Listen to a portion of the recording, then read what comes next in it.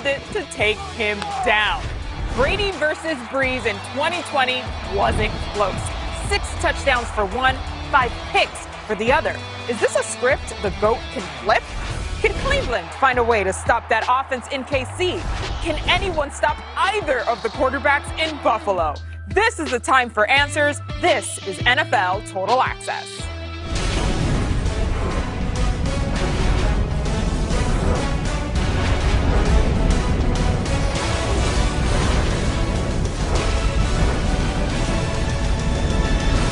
Welcome to NFL Total Access. My name is MJ Acosta-Ruiz, and if there's one thing we have plenty of this week, it's storylines. Between the coaching carousel, the divisional weekend, and everything in between, we've got you covered. Willie McGinnis and D'Angelo Hall will be with me tonight. But let's start with the first game of the weekend. Rams-Packers, and a look at the legacy of Aaron Rodgers. Yeah, that hate, the grind, the sweat, the blood, the time, my motivation. I work too hard, too long, and not be in the conversation. My team better way up, ain't nothing less than domination. I got the game to say with lock and key and combination. What a play by Rodgers. Green Bay all the way. Motivation, all the hating that they doing, motivation. You be talking, but you not up in the conversation. They all wanting me to stop, that's my motivation. Aaron Rodgers continues his MVP campaign this weekend, coming fresh off a bye, and will be hosting the divisional round at home in Green Bay. Stacey Dales has us covered on all things Rams-Packers. We are in store for the best of the best on Saturday. It's the Rams' #1 scoring defense against the Packers' #1 scoring offense. That means All-Pro Aaron Donald against All-Pro Aaron Rodgers. Well, Donald has been dealing with that rib injury. He told us on Wednesday that he has no pain and he feels healthy. He also added, "The way that I'm feeling right now, I'm not too worried about it. I feel good, I feel strong, and I'll be ready to go come Saturday." As for the Rams facing Rodgers and the best red zone offense in football, Donald said they must find ways to affect the quarterback. That's QB hits, getting in his face, chasing him around, and ultimately not allowing him to get comfortable. So between affecting Rodgers and shutting down what the Rams consider to be a very strong run game, starting with Aaron Jones, Donald told me we'll be fine. Kickoff 4:35 Eastern on Saturday at Lambeau. Thanks, Stacey. And what a matchup we have in store. I mean, it is the latest edition of top defense versus top offense. Go ahead, pick a stat, and the Rams defense excels at it. Ditto for the Packers. Oh, the #1 scoring defense faces off against the #1 scoring offense. MVP versus AD. I can't wait. Willie McGinnis and D'Angelo Hall. Hello, guys. Welcome in. All right, listen, you both just saw the rankings there for each of these teams, both sides of the ball. There's no way around it. This is going to be one of those games that really defines what a divisional round is really made for. But who has the advantage here? Is it the Rams defense or the Packers offense, Willie? You know, I love those stats, but stats don't win football games. Players and matchups do. So when I look at this matchup, I got to go with Aaron Rodgers and the Packers, only because take away Devontae Adams. Okay, I know you're saying ooh over there because you think Jalen Ramsey going to take Adams out of the game. Well, when he missed week 3 and 4, 10 different players touched the ball and had a reception, which means Aaron Rodgers will spread the ball around. They will come with multiple formations and different looks. And guess what, D-Hall? They've been off for 2 weeks. What does great football offensive minds do and great offenses do and great quarterbacks do? They give you something you have not seen before. So the Rams have been preparing for something they've seen a couple of weeks ago, and the Packers have been working on something that's been hidden in the playbook that nobody's really seen or they haven't really done. They have savvy enough and veteran enough to do it. They'll give them something they haven't seen, some type of surprises, formations, personnel groups, whatever it is, be ready for it, and they're going to attack. All right, Willie, you're absolutely right when you talk about the Green Bay Packers offense is going to give that Rams defense something they haven't seen. You're right, but that's going to be 1 or 2 plays, Willie. That's not going to be consistently. Consistently, they're going to give them what they've been doing for the most part this season. And I got to go with the Rams defense, man. When you think about the way those dudes went out and played inspired football, it's hard for me to pick against those guys. And you talked about you have the MVP and Aaron Rodgers. I got Aaron Donald. And watch what they've been doing on the back end with this coverage as well. Watch these 5 guys pass everything off. We as DBs, we love it when we have other DBs on the field. Passing off DK Metcalf. Look, John Johnson didn't even have nothing to do on that play. Leonard Floyd is sacking Russell Wilson, Aaron Donald's not even on the football field. Here, 6 DBs. They're in a dime package. You know how hard it is to fight those defensive coaches to get more DBs on the field, but because of their communication, they're able to pass things off. John Johnson, big hit here on DK Metcalf. So for me, it's not necessarily about just the matchup between Jalen Ramsey and Devontae Adams, which I love that matchup. We'll talk about that later. It's about everything those DBs have been doing on the back end. Shout out to Coach Aubrey Pleasant, that DB coach, Brandon Staley, the D coordinator.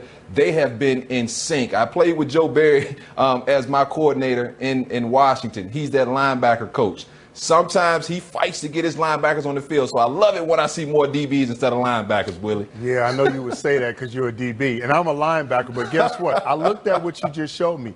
The 6 DBs may have worked against the Seattle Seahawks. Remember, we saw that with the Chargers when they used it against Baltimore, and then they went down and played New England.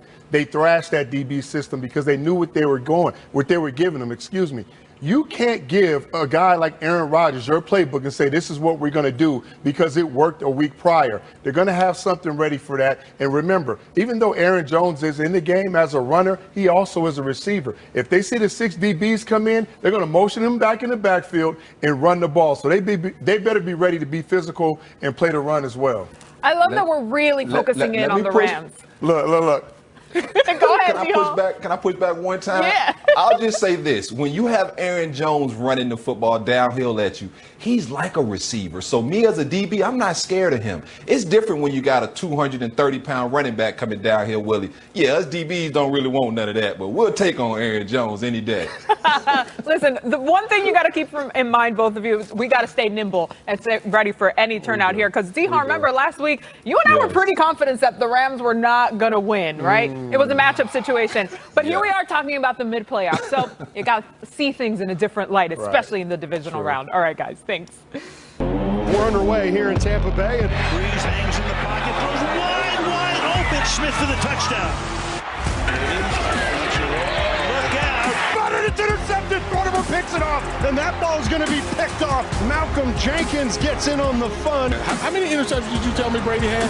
That's Adam Troutman for the touchdown. Touchdown, Emmanuel Sanders. Touchdown, Josh Hill. Brady again under pressure. Rolling out to his right, and he's taken down. The Saints continue to make it look easy. For more on round 3 of the Saints and Buccaneers, let's welcome in our Hall of Fame QB, Kurt Warner. And Kurt, listen, Tom Brady needs a lot more offense versus this New Orleans defense if they want to make it to the NFC Championship. So what adjustments do they need to make there? Well, the biggest adjustment to me is they're going to have to get the ball out of Tom's hands quicker. You know, the formula here against Tom Brady for a long time has been rush 4, get quick pressure on Tom Brady as he's trying to stretch the field and force him into mistakes or force him into feeling uncomfortable in the pocket. Saints have done that extremely well in the 2 matchups, especially the last matchup with the big win that the Saints got. They are going to challenge you on the back end. They're not afraid to get up and play man coverage so you can't throw quickly and allow their 4 guys to get to them up front. So that is going to have to be key, especially early in this game. Make Tom comfortable, get the ball out of his hands, and try to make some plays in the quick game. Oh, man. All right, let's switch over to the AFC for a second here because we got a matchup of 2 QBs really in that next generation of elite quarterbacks. So how can Lamar Jackson stay hot against the Bills?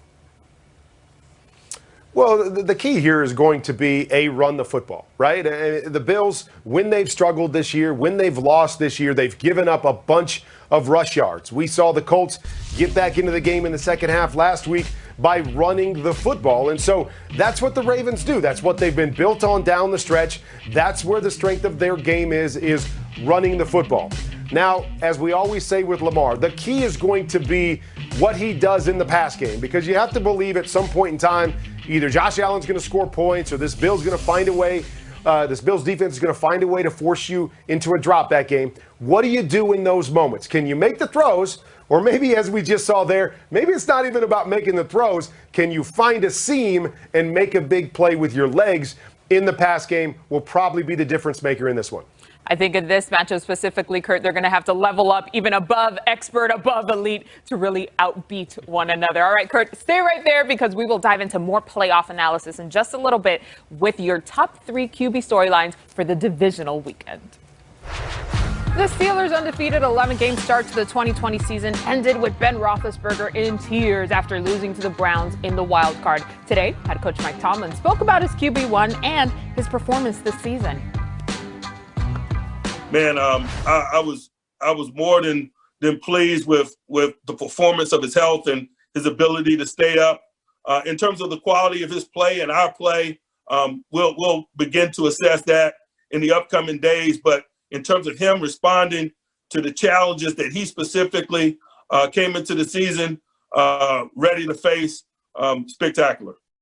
All right, let's get to the latest news from around the league with our NFL insider, Ian Rappaport. And Ian, Robert Saleh has been in that head coach conversation for quite a bit now. The Jets seem very interested. Yeah, they certainly were interested. They spent yesterday and today with Robert Saleh. He met with owner Christopher Johnson for a lot of the day, spent most of the day in their building. However, no done deal yet. In fact, the Jets are going through the process, as is Robert Saleh, by the way. After the interview with the Jets, he got on a flight, flew to Florida to meet with Eagles owner Jeffrey Lurie for their head coach interview, certainly a hot candidate. He was replaced with the Jets with Arthur Smith, the Titans offensive coordinator. He now gets a second interview with the Jets. He had previously done a second interview with the Falcons. So that's the coaching side of it. Meanwhile, significant development in the general manager world. George Payton, the longtime executive for the Minnesota Vikings, right-hand man for Rick Spielman, the GM for the Vikings. He signed a 6-year deal with the Denver Broncos, one of the more respected general manager names out there, has been involved in plenty of trades with the Vikings, a ton of scouting for the really successful drafts. This was described to me as somewhat of a dream job for him, and now he gets final say with the Denver Broncos. All right, Ian, several front offices taking on a different look this offseason. Thank you. All right, let's take a look at some notable matchups that we're looking at ahead of divisional weekend. So the Chiefs are hoping to have Clyde Edwards-Helaire back this week. He was limited. Mike Evans and Chris Godwin both limited in Tampa. And while Stephon Diggs continues to nurse an oblique in Buffalo, his divisional counterpart, Marcus Peters, did not practice with a back injury today. Still to come on NFL Total Access, what Rodgers can't do, what Brady won't do, what Breeze will do, and what Mayfield better do. It's a Hall of Fame take. It's what Warner is watching. Plus, you knew what was coming. You made the right call. You had the right coverage. And it still didn't work. How Lamar Jackson and Josh Allen do their best work when you do yours. But first, three-time champ Willie McGinnis on why the fate of the Browns and the fate of the Bucs isn't in the hands of a quarterback. Next on NFL Total Access. Kansas City Chiefs, reigning champions, going for 2 in a row. You already know. Let's go! Kansas City, you ready for another one? Got one last year, you ready for another one? We don't hear the noise or the hate, we just get it done. I guess only champs feel where we coming from. Leading the squad is a name that's already known. But if you live under a rock, I'm talking Pat Mahomes. That's a reigning Super Bowl MVP that can strike through the air or do you in with his cliche. We got Tyreek Hill, not even real. Here's the deal, on the field, he's fast as automobiles. And Travis Kelce is a monster, but with skill. 1,000 yards, 5 straight seasons, no chill. Tyrann Mathieu got the defense locked up in case you was wondering why your offense stopped. We just get started. We gotta blow teams out, just win. Breaking news, we the champs, this just in. We know exactly what this run takes, that's a fact. At Kansas City, what you say, can we back to back? All right, the only thing hotter than that Chiefs track is the actual Chiefs. Over Patrick Mahomes' last 24 starts, the Chiefs are 23-1 and scoring over 30 points per game. Included in that span is a Lombardi Trophy and Super Bowl MVP. But even with all the accolades, Mahomes knows better than to underestimate any opponent, especially the guy getting after him this week. Yeah, I've known Miles for a long time, being in high school, and trust me, he was the exact same size in high school as he is now. So I'm glad I didn't play him then. But he's a tremendous player, plays extremely hard, has a ton of talent, and that they have talent across that whole entire defense. And so for us, it's about executing at a high level, getting the ball out of my hands, kind of like I said, letting guys make plays, and we're going to have to play our best football if we want to win a football game at the end of the day. Willie, POV, you're in high school and you're going up against Myles Garrett, same size as he is right now. Absolutely not. That's a pass. No question, though, that this will be one of the toughest tests for the Browns this week, of course. And we just heard Mahomes there. Listen, there's talent there. Myles Garrett just alone is a threat. But how can this Browns defense really slow down Mahomes and that Chiefs offense? You said slow down, not stop. So Correct. I think to be able to slow down with Pat Mahomes and this Chiefs offense, you got to get after him with 4. And Pat Mahomes said it. The front 4 is the key. You got to be able to drop 7 into coverage. Now, the Browns struggled in the second half against the Steelers. Okay, Stewart, you gave up 3 touchdowns, and Jackson gave up a touchdown. They gave up 4 touchdowns in the second half and 324 passing yards. When you play against the Kansas City Chiefs, if you drop in the zones, guy like Kelsey is going to be the one that eats you up. When you play man-to-man like you see right here, then you got 3 fast guys. You got Hill, Robinson, and Hardman. They're all going to pick you apart. They're going to find the weak link, and they're going to attack you. So you got to be able to drop 7, double cover one of those guys, mix and match, zone and man-to-man. Don't let them see what you're doing every single time. And hope and pray that you get a couple turnovers and you can get off the football field. I think it's going to be extremely tough, but they do have 4 guys up front that they can rush and drop 7. That was quite a list, William. I'm just saying, else? it's tough. It's hard. I got a lot more, but we got to move on. Right, we only have so much allotted time. And, of course, you know that I was going to hit you on this Bucs-Saints game, right? All right, okay. So the Saints have owned the Buccaneers this season. It has been rough. What are the keys to victory, though, for Tampa this weekend? Playoffs, okay? It's a new season. So the first thing you got to do if you're the Bucs is you got to score points. 34 points to be exact. I think you got to go in and you got to be able to hit your playmakers in space. They got a lot of them. You got to make sure that you get on the board, you start fast, okay, and you finish strong because the Saints are going to score points. The other thing is establish the line of scrimmage. Run the football. They ran the football against Washington 29 times for $142. That's good. You got to be able to keep the line of scrimmage move and move the ball. The other guy is that man right there. You got to get him involved. Gronk, he had 1 target, no receptions. He'll have his one-on-one opportunities. Get him involved. Make sure you keep him involved in the whole exact offense. And then the last thing for me, key 4, as you see right here, is the pass defense. The Bucs have got to clean it up. Too many holes in the zones. They gave up some one-on-one opportunities right there, and Heineke was able to move the ball as he did on a consistent basis and find guys against that defense. And they haven't been playing great going into the playoffs, so they got to clean that up as well. All right, and we're going to hit another aspect of this game for you, but that's a little later on in the show. Our girl Jane Slater, she is covering this matchup for us. Jane? At 36, Saints quarterback Drew Brees said he had plans to play well into his 40s. And if critics had something to say about it, well, he didn't want to hear it. Friday, Brees turns 42. And since making that statement, he's guided his team to 4 playoff runs. And ahead of this one, he'll be playing against another elite quarterback playing into his 40s, Tom Brady. Brees told us Wednesday he'd texted with Brady earlier in the week. Not something you typically do, but they've known each other for a long time. See things the same way. When Tom Brady signed with the Bucs, and I knew that he was coming to our division, I envisioned this game. You know, so what was that, 9 months ago, 8 months ago? I envisioned this game happening because I knew our aspirations as a team to be in the playoffs and beyond, and I certainly knew what he was bringing to the Bucs and that talented roster. And so I think this is probably where we all envisioned being. The Saints swept the Bucs in the regular season. In fact, that last contest, the Bucs only put up 196 total yards and just 3 points. Since then, that offense has seemingly turned the corner, averaging 500 total yards of offense and roughly 38 points a game. Players like Mike Evans said they've gotten healthier. They found out more about themselves. And one of those keys to success has been a better balance of the pass and run game. Now, of course, Ronald Jones did not practice on Wednesday. The hope is he can go on Thursday. If he can't, though, they do have Leonard Fournette. Coming up tomorrow on NFL Total Access, every angle of that Tampa Bay New Orleans game from a man who better get his angles right against Brady and the Bucs. Saints safety Malcolm Jenkins is our special guest. Friday, always an important day in our week. It's when we make the transition from what could happen to what will. Game picks, stat projections, and upset alerts for all 4 divisional round games. But first, Hall of Famer Kurt Warner is back with his top 3 matchups to watch this weekend. next. Play, accept the challenge. We gotta score every time. Let's go, boys. Let's go win it. Let's go win it. I don't care what's happening up to this point. Let's go win it right now. Come on. Love you, baby. Love you, bro. You're the best, no doubt. I got you. Keep playing for me all day, okay? I got you. I dreamed I was catching passes from you last night. Uh-oh. I know. I don't know what that means. It's gonna be a good day, man. Baby! Let's go! Let's go! Ooh, got a free play. Nice job, boys. Way to hang in there. All day, just like that. Tonight's the night. Man, we put it in. Every one of you, man. Yeah! Let's go!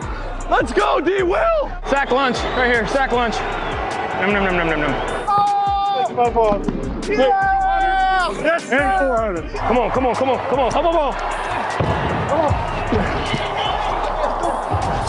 All right, another Wednesday, another Kurt's Top 3. Let's welcome back our Hall of Fame QB, Kurt Warner. Kurt, in a weekend full of great matchups, what made your list? Well, MJ, it's funny, right? We're down to 4 games, only kind of 8 quarterback storylines. You think, oh, maybe tough to find them. But that's the beautiful thing about playoff time is every game, every quarterback, you could bring a storyline to the table. Well, one storyline that I realized when I was playing that until you reach the pinnacle, you can prove whatever you want to prove, but there's always something else to prove.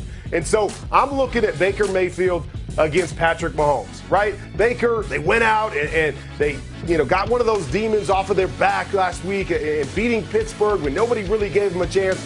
But ho-hum, doesn't matter. That was great. It's over. Now you got to beat the Super Bowl champions. Can Baker come back and lead his team to another win on the road? That is a huge storyline for me. Storyline number 2 is going to be Aaron Rodgers against that number 1 ranked Rams defense, right? Aaron Donald coming after you every single snap, knowing that he's a difference maker, always in the back of your head as a quarterback. You're going to have Jalen Ramsey on your number 1 guy in Devontae Adams. You may have to depend on other guys to make plays. Can those other guys step up for you and help get you to a championship game? Can't wait to watch that one. And then, of course, what everybody is paying attention to, the number 1 storyline is Tom Brady against Drew Brees. I mean, we haven't seen this often, and we may not ever see this again. So everybody is going to be tuned into this one. 2 of the greatest to ever play the game in the biggest moment that they've ever faced each other in a matchup where Tom Brady's already been swept during the regular season by the Saints. Can the Saints make it a three-peat against Tom Brady? I mean, so many great storylines in this one, but it's headed by those 2 guys, and this weekend is headed by those 2 guys. Kurt, you're absolutely right. I would imagine it's actually tougher to dwindle it down to 3 because we're in January football now. It's playoffs. No matchup is an easy one. Kurt, thank you. And I can't wait to start another crazy weekend with you and the Game Day Morning Crew Saturday at noon right here on the NFL Network. On 3rd and 9, Jackson to throw. Steps up, pocket collapsing, he escapes. Piece to the 40-yard line, 35-30, Lamar Jackson to the 20, leg raise, 10, 5, signal is touchdown. On 3rd and 9, he takes it to the house. We're not done yet, but that's a heck of a run.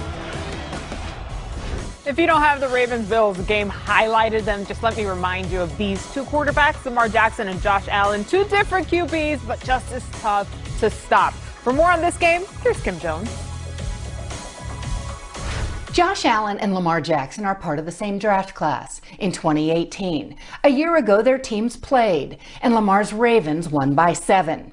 And now on Saturday, they meet again, with a spot in the AFC Championship game at stake. It's clear Allen has a lot of respect for Jackson. He's just one of those special guys that obviously they've been having success. He's had a lot of success so far early in his career, and I root heavily for him, just knowing what he went through his first year and how he's been able to do it and how humble and how awesome he is off the field. He's just one of those guys you root for, and it's hard to not root for him when you're playing against him. But, we're enemies on Saturday, and we both know that. But, he's just one of those guys, again, I can't say enough about just how good of a dude he is. It makes you love him that much more on the field. Bills defensive coordinator Leslie Frazier summed up the Lamar challenge by saying this: got to watch the tight ends, got to tackle well in space, and you have to go into this understanding that tape doesn't do Lamar Jackson justice. All right, I would think the Ravens and Bills are pretty happy with how the first round of the 2018 draft went down. 30 wins, 85 touchdowns, and an MVP award for Action Jackson. 28 wins, 92 touchdowns, and an MVP caliber 2020 season for Josh Allen. You want a little more on these two? All right, let's get to Baldy's breakdown. Brian Baldinger, our friend here on the show, and one of the best Twitter follows for film study without question. But Baldy, why is it so difficult to stop or defend Lamar Jackson and Josh Allen once these plays break down? Well, they're really athletic. They really do a great job of keeping their eyes down the field and keeping plays alive. But they also still remind you, MJ, that they're only 24 and they're just beginning. And there was examples early in the games, I think last weekend, where you said, okay, this is what still has to be developed. I mean, on this 3rd and 7 right here in the red zone, he's got J.K. Dobbins open right there, and he's got Mark Andrews coming on a pivot route. He doesn't really see any of them. He takes a sack, and they settle for the field goal. And Josh Allen, it was the same thing. I mean, Brian Dable draws up this play where he's got 2 safety valves. In case things don't work out, your protection breaks down, get it to the safety valve, he takes a sack. But they are so athletic here. I mean, on this play, the Tennessee Titans actually have a great defense on 3rd and 9. They've got 2 safeties back there that are spying Lamar Jackson. Their job is just to keep him in that box right there, keep him from running for the first down. But, you know, once he gets into the open prairies and he hits, you know, 5th gear, like nobody in Tennessee could touch him until he hit that pylon to tie the score up, you know, in that part of the field. And then it's the same thing with Josh Allen here. I mean, if he doesn't like what he sees on the outside right here, and he thinks that there's an exit where he can go pick up a big chunk and 12 yards and a first down, he's simply going to take it and need that a bunch. And then what really makes him difficult to defend here is while they're great runners, MJ, they are looking to pass. I mean, right here, you've got a Dory Jackson coming screaming off the edge. All Lamar does is just simply back up, outrun him, keep his eyes down the field, and find his favorite target, Mark Andrews, for 17 yards. You really can't defend that right there. And it's the same thing here with Josh Allen, who did this repeatedly against the Colts. I mean, it's like squeezing Jell-O, right? I mean, he's going to come out somewhere. And he does to the left-hand side, and Gabriel Davis has his hands up. He squares up his shoulder, and then just with the flick, a little toe-tap drag by Gabriel Davis to get his feet in bounds. And those guys were the difference in those early wins and wild card weekend right there, MJ. Their ability to create and extend plays beyond the X's and O's. It's that instinct that can't be taught, but both of these dudes definitely have it in spades. And like you said, Baldy, 24, just getting started. Think of what's to come there. All right, Baldy, thank you. Always appreciate you. Tom Brady, Drew Brees, and Aaron Rodgers account for 78 total playoff games. But which member of this veteran trio will account for the best performance of the divisional round? That's next. But first, Mayfield and Mahomes, Chapter 4. It's every single play except the challenge. It was like a softball pitcher. Touchdown! It's wide open. Caught it. Touchdown, Browns. Dragged down by Myles Garrett. Tyreek Hill is a highlight maker. They need help. Kansas City, here we come. Let's go. Let's whoop their ass. He's got his man, Devontae Adams. Touchdown, Green Bay Packers. To intercept is Jalen Ramsey. Aaron Rodgers delivers the dagger. The LA defense calls game. Hey, let's go. Finishes it off with the bang. Wait on 3, 1, 2, 3. Lamar Jackson takes it to the house. Endo looking for Diggs. He's got it.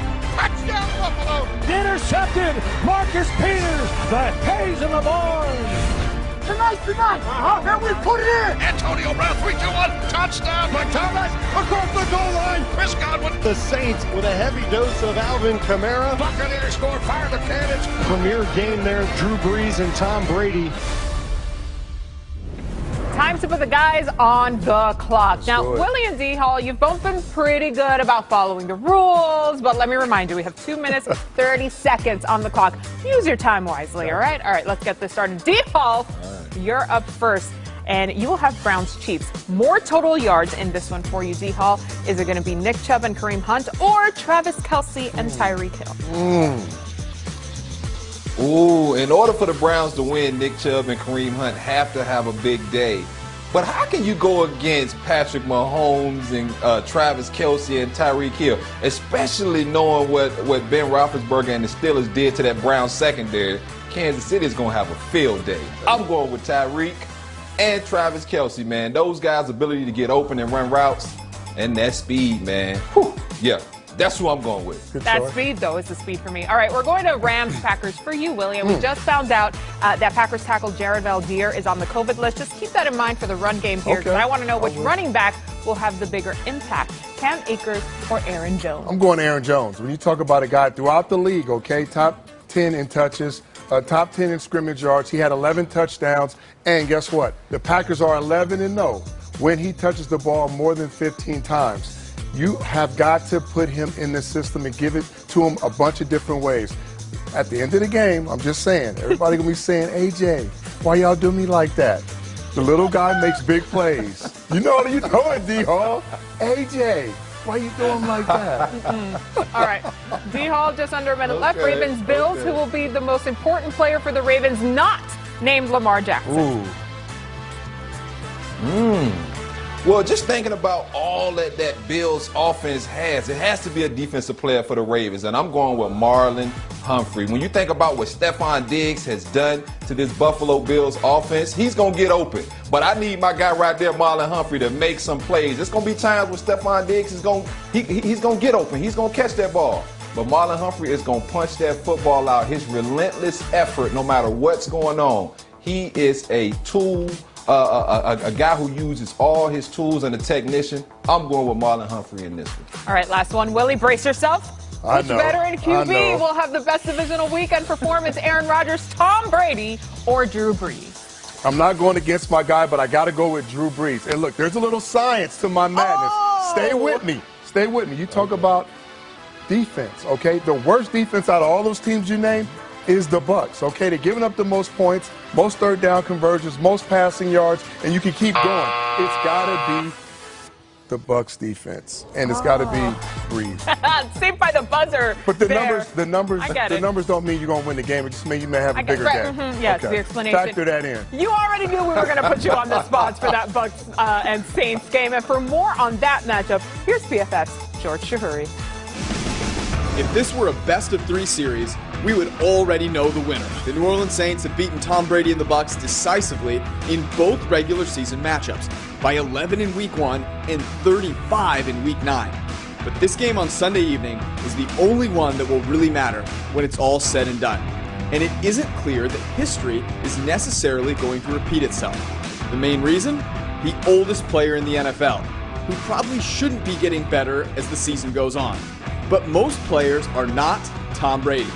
Brady, at the spry age of 43, has earned the highest PFF grade of any quarterback since the Bucs' Week 13 bye. And his 91 passing grade in the wildcard round was also tops in the league. Brady and the Bucs have found a few keys to success that weren't present in the first two matchups against the Saints. For one, they are back to running play action, which was a staple of Brady's success in New England.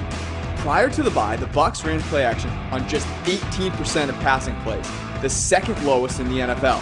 Since then, that rate has climbed nearly 10%, and as a result, the Bucs are the NFL's most efficient offense on a per-play basis on first and second downs. With the passing game opening up, Antonio Brown is finding his groove. Since the bye, he has PFF's fourth highest graded wide receiver, and his teammate Mike Evans is number 5. That gives TB12 quite the arsenal when he travels to New Orleans. The Saints, they're not without their own stars, and Drew Brees is going to need each and every one of them to keep up with vintage Tom. That's because Brees has taken a little bit of a step back, ranking just 20th among quarterbacks this season in PFF grade. So the return of Alvin Kamara and Michael Thomas is a massive boon for the Saints' chances. And let's not forget about Cam Jordan, whose 60 quarterback pressures ranks 7th among all edge rushers this season. Should Cam get it rolling, Brady might have a slightly harder time finding Brown, Evans, and Godwin down the football field. And that's the completeness of the Saints, which gives them a slight advantage at home over the Tampa Bay Bucs.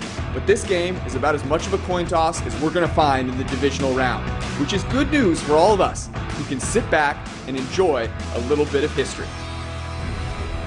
The latest episode of Total Access, the Locker Room podcast, is streaming now. Brian Billick and D'Angelo Hall are joined by Vikings rookie sensation Justin Jefferson. New episodes drop every Wednesday and Friday. You can get them on Apple, Spotify, and all your favorite places to find your podcast. Here's a sneak peek. This week on Total Access, the Locker Room. Who did the most jawing with you this season, man? What DB? Because I got to look at them game stats to see if they turned you up or if they kind of got in your head a little bit. We've got a 3-time Pro Bowler cornerback that was known to talk in his day as well now. The first game I started, Malcolm Butler was yelling at me. The first you gave him work. So work. I had 175 yards at that game. Two guys, OBJ, Jarvis Landry, that played at LSU a little bit before your time. Would you put yourself and Jamar Chase in that category? 100%. We set records. This is Total Access, the Locker Room. Scan the QR code on the screen now for the latest episode. You can hear new episodes every Wednesday and Friday on Apple, Spotify, or your favorite podcast provider. Every week, another hit. I'm MJ Acosta-Ruiz. He is former Pro Bowl cornerback D'Angelo Hall, and this weekend's matchups have him itching to lock down a receiver. After the break on NFL Total Access, why coming to you live. Holland! Best in the business. That's why they don't want to throw it at. Have you ever seen anything like that? The playmaker does it again. He is zeroed in on Jay Cutler. How good is that? But he's going to go cover this for a touchdown. How about that?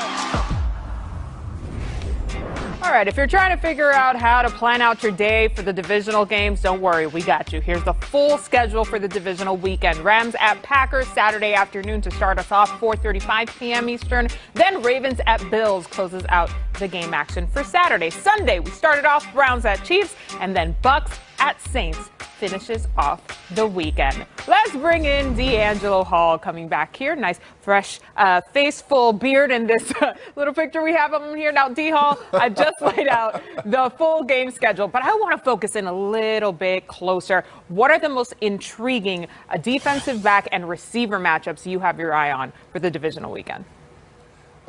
Oh, MJ, I'm glad you asked. And move over, Kurt. I might not have a gold jacket, but man, do I have some matchups for you. And so I got 3, and I'm going to go from 3 to 1. My number 3 matchup is going to be Marshawn Lattimore and Antonio Brown. And look, when you think about this matchup, I know you guys are saying, why Antonio Brown? They got Mike Evans. They got Chris Godwin. Antonio Brown has become increasingly more involved in this offense. And in those crucial moments when you got to have a play, AB comes running on the field, not Mike Evans. And so I think that's going to be the matchup. And Marshawn Lattimore has been playing when that competition comes. And so, at number 2, I got Marlon Humphrey